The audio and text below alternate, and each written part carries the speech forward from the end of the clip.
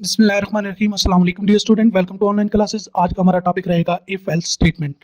Already हम if statement को discuss कर चुके हैं और इफ स्टेटमेंट के अंदर आपने देखा था कि हमारे पास कुछ यहाँ तक सिंटेक्स था। यहाँ पे यानी हम इफ के बाद कंडीशन लिखते हैं और उस कंडीशन के ट्रू होने पे ये कोड एग्जीक्यूट होता है और कंडीशन फॉल्स होगी तो ये कोड एग्जीक्यूट नहीं होगा। जैसे ऑलरेडी कुछ इस तरह की एक एग्जांपल भी आपने देखी थी कि अगर हमारे पास ये लिखा हो और ये वाली कंडीशन जो ट्रू होगी तो फिर ये वाली स्टेटमेंट चलेगी, और अगर ये वाली कंडीशन क्या होगी, फॉल्स होगी, तो ये स्टेटमेंट नहीं चलेगी। यानी यहाँ तक ऑलरेडी हम देख चुके हैं, लेकिन आप यहाँ पे देख रहे हैं नीचे आपके पास और भी पोर्शन है एल्स का। तो अब इफ एल्स स्टेटमेंट, जिसको हम कहते हैं कि हमारे पास टू पाथ्स होते हैं, किस तरह काम करती है। The if else statement allow us to execute one block of code if condition is true. यानी आपके पास अब दो ब्लॉक हैं, एक तब चलेगा जब कंडीशन क्या होगी, ट्रू होगी। जैसे one block of code if condition is true and another block if the condition is false. यानी जो दूसरा ब्लॉक चलेगा वो तब चलेगा जब कंडीशन क्या होगी, फॉल्स होगी। तो अब इसमें जैसे आप रियल लाइफ में वही एग्जांपल ले लें। जैसे हमने कहा था कि अगर बारिश ना हुई तो हम क्रिकेट खेलने जाएंगे। अब देखिए इसमें हमने एक ही स्टेटमेंट दे रखी है और कंडीशन के ट्रू होने पे दे रखी है कि बारिश ना हुई तो क्रिकेट खेलने जाएंगे। अब बारिश हुई तो फिर क्रिकेट खेलने नहीं जाएंगे, तो वो स्टेटमेंट नहीं चलेगी। लेकिन हम यहाँ पे साथ में एल्स वाला पोर्शन ऐसे ऐड कर सकते हैं कि अगर बारिश ना हुई तो हम क्रिकेट खेलने जाएंगे, अदरवाइज हम घर पे बैठ के लूडो खेल लेंगे। यानी अदरवाइज हम क्या कर रहे हैं, यानी दूसरी सूरत में हम लूडो खेल लेंगे। तो अब इस सूरत में देखें, आप कह रहे हैं कि हम क्या करेंगे, लूडो खेलने जाएंगे।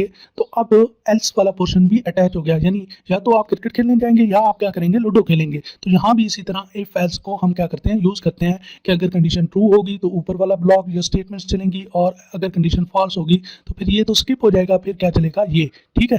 तो नेक्स्ट यहाँ पे एक एग्जांपल भी है। जैसे टेम्परेचर 15 हमने बाय डिफॉल्ट रखा हुआ है और हमने चेक किया है कि अगर टेम्परेचर ग्रेटर देन 30 हुआ, अभी देखें 15 ग्रेटर देन 30 कंडीशन क्या होगी, फॉल्स। तो ये इट्स हॉट डे नहीं चलेगा। अब एल्स वाला पोर्शन चलेगा क्योंकि कंडीशन फॉल्स है। कंडीशन ट्रू होती है, यहाँ पे 35 होता है टेम्परेचर, तो यहाँ पे प्रिंट होता है इट्स हॉट डे। लेकिन क्योंकि कंडीशन फॉल्स है तो अब एल्स वाला पोर्शन चलेगा और इसके अंदर क्या लिखा हुआ है, इट्स नॉट हॉट डे। अब देखें अगर तो ये एल्स वाला पोर्शन ना होता तो फिर तो कुछ भी ना होता, लेकिन यहाँ पे एल्स वाला पोर्शन है, तो जैसे ही कंडीशन ऊपर वाली फॉल्स होगी ऑटोमेटिकली क्या होगा, एल्स वाला पोर्शन एग्जीक्यूट हो जाएगा और यहाँ पे क्या आएगी output, it's not a hot day. Next आगे हम देखते हैं कि कुछ और एग्जांपल जिससे हमें और बेहतर तरीके से समझ आ सके।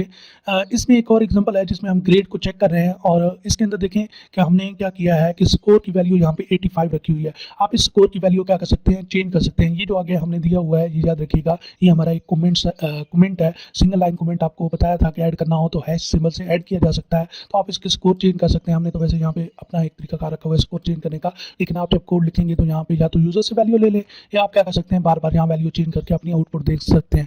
अब आपने मुझे बताना है, इस कोड को जरा गौर से देखें और अपने माइंड में इसकी आउटपुट बनाएं कि इसकी आउटपुट क्या आएगी। देखें if score greater than equal to 70 तो print congratulation, print you pass the exam. Else में है print keep trying, print you can do better next time. अब ये प्रिंट होगा या ये प्रिंट होगा, जरा जल्दी से आंसर करें। तो अब देखें क्योंकि स्कोर की वैल्यू है 85, तो यहाँ स्कोर की वैल्यू 85 पुट करें तो 85 ग्रेटर देन इक्वल टू क्या होगा, 70। तो इसका मतलब क्या होगा, कंडीशन ट्रू हो जाएगी। तो कंडीशन ट्रू होगी तो ये वाला ब्लॉक चलेगा, ये वाली स्टेटमेंट चलेंगी। अच्छा, पहले ऑलरेडी हम देख चुके थे कुछ एग्जांपल में, वहाँ एक स्टेटमेंट होती थी, यहाँ पे मल्टीपल स्टेटमेंट्स हैं।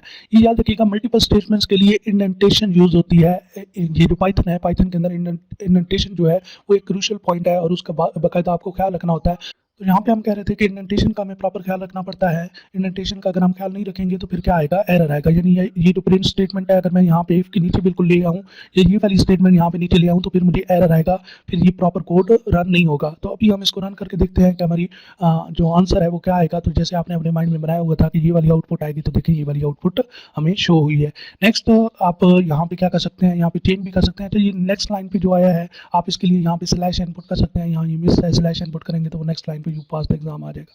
नेक्स्ट अगर आप यहाँ पे करें कि फॉर एग्जांपल मैं 60 कर लेता हूँ, तो 60 देखें कंडीशन क्या हो जाएगी, ये फेल हो जाएगी, फॉल्स हो जाएगी। तो फिर कौन सा कोड एग्जीक्यूट होगा, एल्स वाला कोड एग्जीक्यूट होगा। तो आप दोबारा इसको रन करें तो देखें कौन सा कोड एग्जीक्यूट हुआ, ये वाला कोड एग्जीक्यूट हुआ। क्यों, क्योंकि 60 ग्रेटर देन इक्वल टू 70 नहीं है, तो फिर फॉल्स हुई कंडीशन, तो एल्स वाला पोर्शन चलेगा। नेक्स्ट आप 90 दोबारा करेंगे तो आप देखें फिर 90 ग्रेटर देन 70 है तो ऊपर वाला पोर्शन चलेगा, तो देखें ऊपर वाला पोर्शन एग्जीक्यूट हुआ। नेक्स्ट अगर हम बात करें if else with multiple statement, same हमारी पिछली एग्जांपल भी इसी तरह थी। एक और एग्जांपल है, तो इसमें सेम आपको बताया गया है कि आप इफ और एल्स में multiple lines of code use कर सकते हैं, लेकिन पाइथन यूज करता है किसको, इंडेंटेशंस को। इंडेंटेशंस का आप प्रॉपर ख्याल रखेंगे तो फिर आप मल्टीपल स्टेटमेंट या मल्टीपल लाइंस ऑफ कोड लिख सकते हैं इफ या एल्स के अंदर। जैसे आप देखें प्रॉपर इंडेंटेशन का ख्याल है, यानी इफ से आगे जाके आपने प्रिंट की तीनों स्टेटमेंट आप टैब स्पेसेस का यूज कर सकते हैं। यहाँ पे तीनों स्टेटमेंट प्रिंट की एक साथ लिखी हुई है, यानी पैरेलल, और फिर एल्स में भी इसी तरह। लेकिन अगर किसी को भी आप पीछे की तरफ मूव करेंगे तो फिर आपको क्या आएगा, एरर आएगा। Indentation to define these block block meaning all statement belonging to block must be indent at the same level, यानी ये देखें ना सेम लेवल पे इनको इंडेंट किया गया है। नेक्स्ट इस कोड को रन करते हैं तो सबसे पहले आप देख लें यहाँ पे ऊपर है current weather equal to sunny. तो अब देखिए आपने बाय डिफॉल्ट क्या रखा हुआ है, करंट वेदर सनी। तो अब देखिए क्या ये कंडीशन ट्रू होगी और कौन सा ब्लॉक चलेगा, ये ब्लॉक चलेगा या ये ब्लॉक चलेगा। तो बिल्कुल आप सही कह रहे हैं कि ये ब्लॉक चलेगा क्योंकि सनी इक्वल टू सनी है, तो कोड क्या होगा, ये वाला एग्जीक्यूट होगा क्योंकि कंडीशन ट्रू है। तो आप देखेंगे कि हम जब रन कोड करेंगे तो ये वाला कोड हमारा चला। उसकी रीजन भी आपको समझ आ गई कि ऊपर वाली कंडीशन क्या थी, ट्रू थी। नेक्स्ट अगर हम बात करते हैं तो यहाँ पे एरर को शो किया गया है कि अगर आप इंडेंटेशन का ख्याल नहीं रखते तो फिर क्या होगा, आपको सिंटैक्स एरर आएगा। अब देखिए यहाँ पे इंडेंटेशन का कैसे ख्याल नहीं रखा गया कि इफ के बाद उसी के ही पैरेलल में प्रिंट को लिख दिया गया। तो प्रिंट को तो हमने आगे करके लिखना था ताकि वो मेंशन होता कि ये इफ का हिस्सा है, इफ के अंदर आ रहा है, लेकिन हमने यहाँ पे इंडेंटेशन का ख्याल नहीं रखा। तो यहाँ पे अगर इस कोड को रन करेंगे तो यहाँ पे एरर आएगा। तो ये देखें यहाँ पे हमारे पास एरर आ रहा है। नेक्स्ट हम बात करें तो यहाँ पे प्रैक्टिस क्वेश्चन है। प्रैक्टिस क्वेश्चन के अंदर आपके पास वोटिंग एलिजिबिलिटी है। वोटिंग एलिजिबिलिटी के अंदर क्या करना है कि आपने एक पाइथन प्रोग्राम लिखना है that takes a person age, यानी आपने वो जो प्रोग्राम लिखना है उसमें यूजर से इनपुट लेनी है जो कि पर्सन की एज होगी। एज अगर यूजर ने इंटर की 17, यहाँ पे आगे आप देखेंगे यहाँ पे कंडीशन लगी हुई है। ये बाय डिफॉल्ट कह रहा है कि अगर आप यूजर से नहीं लेना चाहते, जैसे इसने वेरिएबल्स की वैल्यू डायरेक्टली यहाँ पे एक्स की 10 ली हुई है, तो आप यहाँ पे एज का वेरिएबल लेके आगे क्या कर सकते हैं, यहाँ पे 17 लिख सकते हैं। लेकिन बेहतर है कि आप यहाँ पे डायरेक्ट 17 लिखें, आप इनपुट का फंक्शन यूज करें और यूजर से इनपुट लें, ठीक है।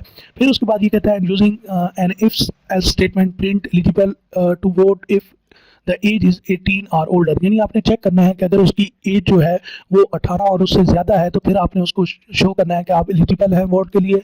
अदरवाइज आप प्रिंट क्या कर देंगे, नॉट एलिजिबल टू वोट। यानी उसी तरह आपने इफ एल्स को यूज़ करना है। अगर age greater than equal to 18 हुई तो आप उसको एलिजिबल शो करेंगे, अदरवाइज एलिजिबल। अगर हम एज 17 लेते हैं बाय डिफॉल्ट तो हमें मैसेज शो क्या होगा, not eligible to vote yet. नीचे हिंट भी दिया गया है कि आपने ग्रेटर देन इक्वल टू का ये सिंबल यूज़ कर सकते हैं।